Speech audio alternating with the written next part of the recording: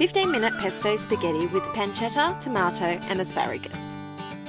Start with the spaghetti. Cook in a large saucepan of boiling water following packet directions or until al dente. Reserve a quarter cupful of the cooking liquid, then drain well.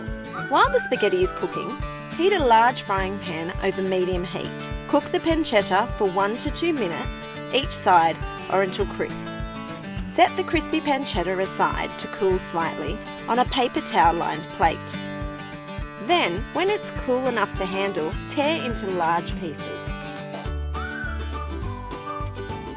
For the tomato, increase the heat to high. Then add it to the pan. Cook for 2 to 3 minutes, tossing as you go until the tomato begins to collapse. Now add the asparagus to the pan. Keep tossing until the asparagus is tender. To bring the dish together, add the spaghetti, pancetta, pesto, and rocket to the pan, along with the reserved cooking liquid.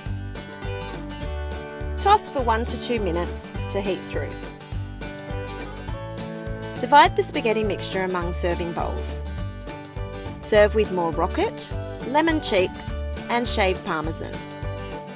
For the finishing touch, add another spoonful of pesto and some basil leaves.